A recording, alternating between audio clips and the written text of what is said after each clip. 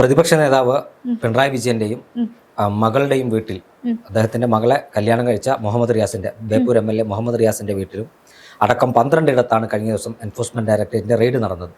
ഈ റെയ്ഡ് നടക്കുന്ന അതേ സമയത്ത് പുറത്ത് തിരുവനന്തപുരത്തും കോഴിക്കോട്ടും ഉൾപ്പെടെ പിണറായിലും ഉൾപ്പെടെ വലിയ പ്രതിഷേധമാണ് CPM പ്രവർത്തകരുടെ ഭാഗത്തു നിന്നുണ്ടായത്.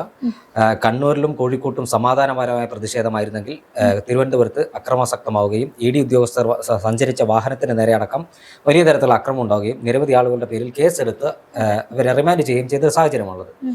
കേരളത്തിലെ ഒരു പ്രത്യേക സാഹചര്യത്തിൽ കൂടിയാണ് കടന്നു പോകുന്നത് നമുക്ക് നിസ്സംശയം പറയാൻ സാധിക്കും. കാരണം രാജ്യത്തെ ഏറ്റവും മികച്ച ഒരു അന്വേഷണ ഏജൻസിയായ EDയുടെ ഉദ്യോഗസ്ഥർക്ക് അവർക്ക് സമാധാനപരമായി അവരുടെ തൊഴിൽ ചെയ്യാൻ സമ്മതിക്കാതെ അവരെ ആക്രമിച്ചത് ഏതെങ്കിലും തരത്തിൽ നീതീകരിക്കാൻ കഴിയുന്നതാണോ? അല്ല, നീതീകരിക്കാൻ ഒരിക്കലും കഴിയുന്നതല്ല. അവര് സഞ്ചരിച്ച വാഹനവും നശിപ്പിച്ചു, മാത്രവുമല്ല അവരെയും ദേഹോപദ്രവം ഏൽപ്പിക്കാൻ ശ്രമിച്ചു. എന്നിട്ട് ഇന്നലത്തെ FIR റിപ്പോർട്ട് വന്നേക്കുന്നത് V ശിവൻകുട്ടിയുടെ പേരില്ല, വിജോയുടെ പേരില്ല, TK മുരളിയുടെ പേരില്ല.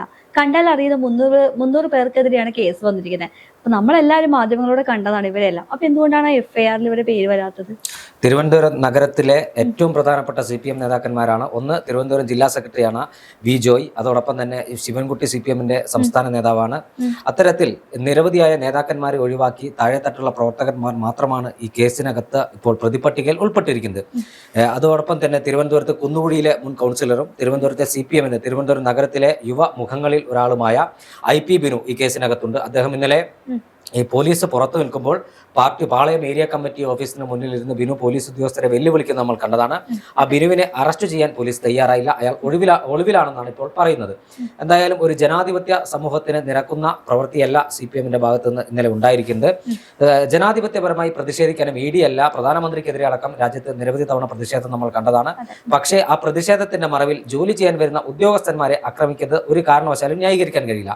മറ്റൊരു പ്രധാനപ്പെട്ട കാര്യമുള്ളത്, ഇന്നലെ ED റെയ്ഡ് നടത്തുന്നത് പിണറായി വിജയന്റെ വീട്ടിലാണെങ്കിലും പിണറായി വിജയൻ പ്രതിപക്ഷ നേതാവും CPMന്റെ പോളിറ്റ് ബ്യൂറോ മെമ്പറുമായ ഏറ്റവും തലമുതിർന്ന നേതാക്കന്മാരിൽ ഒരാളായ പിണറായി വിജയൻ ഒരു ED കേസിനകത്തും പ്രതിയല്ല.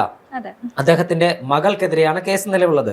അദ്ദേഹത്തിന്റെ മകൾ പിണറായി വിജയന്റെ വീട്ടിൽ താമസിക്കുന്നു എന്നതുകൊണ്ട് മാത്രമാണ് കണ്ണൂർ പിണറായിലെയും അതോടൊപ്പം തന്നെ തിരുവനന്തപുരത്തെ വീട്ടിലും അവരെ വീണയെ വിവാഹം ചെയ്ത മുഹമ്മദ് റിയാസിന്റെ കോഴിക്കോട് കൂട്ടുകുളിയിലെ വീട്ടിലും റെയ്ഡ് നടത്തിയത്. അതുമാത്രമല്ല, അതിന്റെ പ്രധാനപ്പെട്ട ഒരു കാര്യം, നേരത്തെ ബിനീഷ് കോടിയേരി ബാലകൃഷ്ണൻ CPMന്റെ സംസ്ഥാന സെക്രട്ടറി ആയിരിക്കുന്ന കാലത്ത് ബിനീഷ് കോടിയേരി ഒരു കേസിനകത്ത് പ്രതിയായി ബിനീഷിന്റെ വീട്ടിൽ ED റെയ്ഡ് നടത്തിയപ്പോൾ അന്നത്തെ മുഖ്യമന്ത്രിയായിരുന്ന പിണറായി വിജയൻ പറഞ്ഞത് അന്വേഷണ സംഘത്തിന് ഏതെങ്കിലും തരത്തിൽ തെളിവ് ലഭിച്ചത് കൊണ്ടായിരിക്കാം അവർ റെയ്ഡിന് വന്നത്, അതുകൊണ്ട് ആ വിഷയത്തിൽ ഇപ്പോഴൊന്നും പറയാൻ ഇല്ല എന്നാണ് പറഞ്ഞത്. അത് മാത്രമല്ല, അന്ന് ബിനീഷുമായി ബന്ധപ്പെട്ട കേസ് വന്നപ്പോൾ അന്നത്തെ സംസ്ഥാന CPMന്റെ സെക്രട്ടറി കോടിയേരി ബാലകൃഷ്ണനും ബിനീഷിന്റെ പിതാവ് കൂടിയാണ് അദ്ദേഹം പറഞ്ഞത് കേസിന്റെ വഴിക്ക് പോകും, ബിനീഷിനെ സംരക്ഷിക്കേണ്ട ബാധ്യത പാർട്ടിക്കില്ല എന്നാണ്. ബിനീഷിന്റെ വീട്ടിൽ റെയ്ഡ് നടത്തിയതിന്റെ പേരിൽ ബിനീഷിനെ അറസ്റ്റ് ചെയ്ത് പരപ്പന അഗ്രഹാര ജയിലിൽ അടച്ചതിന്റെ പേരിൽ കേരളത്തിൽ ഒരിടത്തും ഒരു CPMകാരനും ചെങ്കൊടി കയ്യിലെടുത്ത് തെരുവിലിറങ്ങിയിട്ടില്ല.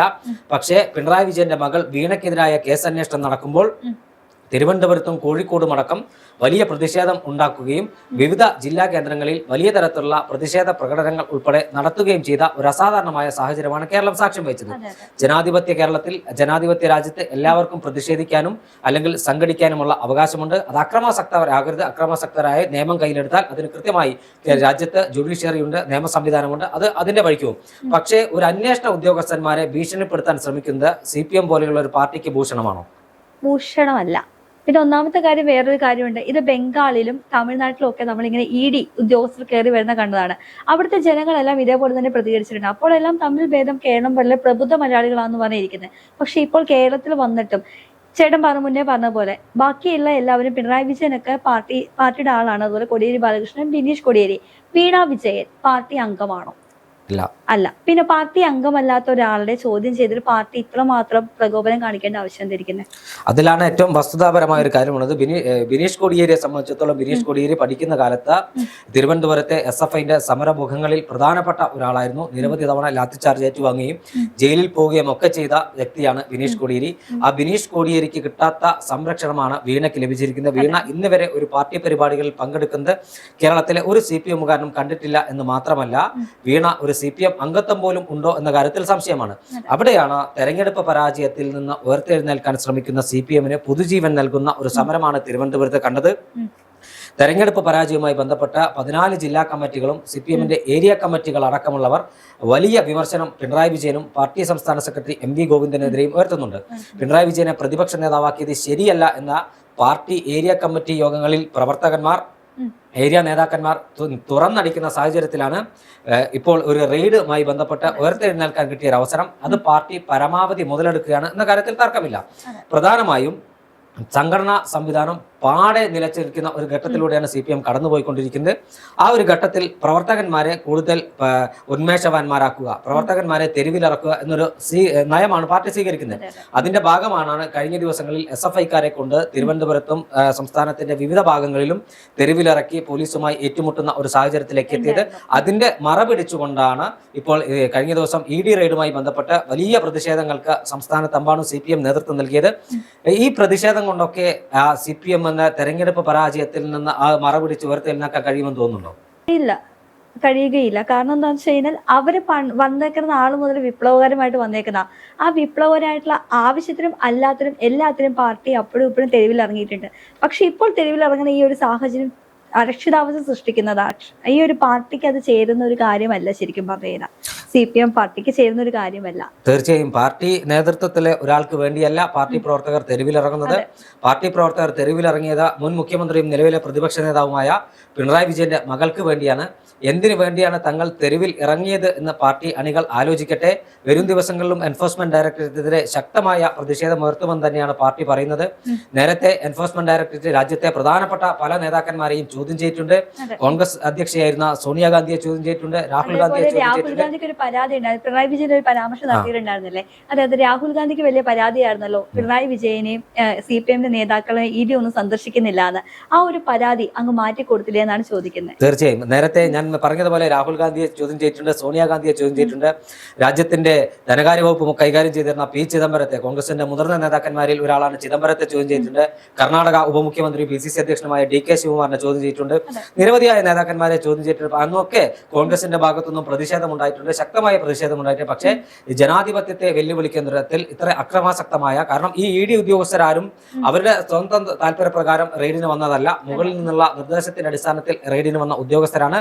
അവരെ ആക്രമിക്കുന്ന തരത്തിലേക്ക് അതാര് നീങ്ങിയാലും, അത് കോൺഗ്രസ് ആയാലും ശരി CPM ആയാലും ശരി, അത് ഒരിക്കലും അംഗീകരിക്കാൻ കഴിയില്ല. അവർ ജീവനക്കാരാണ്, അവർ സർക്കാർ ജീവനക്കാരാണ്, ഈ രാജ്യത്തെ ഒരു അന്വേഷണ ഏജൻസിയിലെ ഉദ്യോഗസ്ഥരാണ്.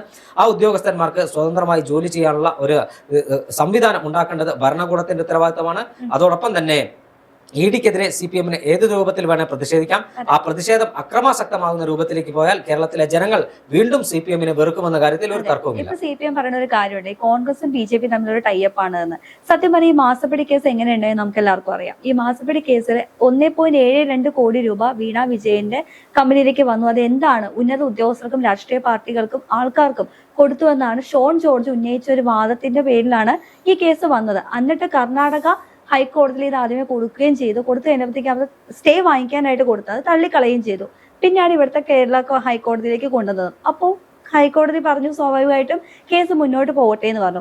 ഇതിലെവിടെയാണ് ഈ കോൺഗ്രസും BJP-യും തമ്മിലൊരു ടൈപ്പ് എന്ന് ഇവർ പറയുന്നത്? കേരളത്തിലെ ഭരണ കോൺഗ്രസിന്റെ കൈകളിലായതുകൊണ്ട് മാത്രം ഈ നഷ്ടപ്പെട്ടു പോയ ന്യൂനപക്ഷ വോട്ടുകൾ തിരിച്ചു പിടിക്കുന്ന ഒരു ലക്ഷ്യമാണ് CPM-നുള്ളത്. അതിനുവേണ്ടിയാണ് കോൺഗ്രസും BJP-യും തമ്മിലുള്ള അന്തർധാരയുടെ ഭാഗമായിട്ടാണ് ഈ റെയ്ഡ് എന്ന കാര്യം പ്രചരിപ്പിക്കുന്നത്. കൃത്യമായി കേരള ഹൈക്കോടതി ഈ മാസപ്പടി കേസുമായി ബന്ധപ്പെട്ട അന്വേഷണമായി ED-ക്ക് പോകാം എന്ന വിധി പ്രസ്താവിച്ചതിന് തൊട്ടടുത്ത ദിവസമാണ് ED-യുടെ റെയ്ഡ് നടന്നത്. ഇത്തരത്തിൽ പുകമറ കൊണ്ടൊന്നും രക്ഷപ്പെടാൻ കഴിയുമെന്ന് കരുതുന്നില്ല. എന്തായാലും ED കൃത്യമായ രേഖകളെല്ലാം പിടിച്ചെടുത്തിട്ടുണ്ട്. വീണ വിജയന്റെ ഫോണും അന്വേഷണ സംഘത്തിന്റെ കൈവശമാണുള്ളത്. ഈ രേഖകൾ പരിശോധിച്ച് ED-യുടെ ഒരു നടപടി അങ്ങനെയാണ് ഉണ്ടാവാറ്. ആരെയും ചോദ്യം ചെയ്ത് അപ്പോൾ തന്നെ അറസ്റ്റ് ചെയ്യുന്ന നടപടികളിലേക്ക് ED കടക്കാറില്ല. ഉന്നത ഉദ്യോഗസ്ഥർ യോഗം ചേർന്ന് രേഖകൾ പരിശോധിച്ച ശേഷമാണ് അറസ്റ്റ് ഉൾപ്പെടെയുള്ള നടപടികളിലേക്ക് കടക്കാറുള്ളത്. എന്തായാലും ED ഇതെല്ലാം പരിശോധിക്കും. അതിനുശേഷമായിരിക്കും ഇനി ഏത് തരത്തിൽ മുന്നോട്ട് പോകുന്ന കാര്യത്തിൽ ഒരു തീരുമാനമെടുക്കുക.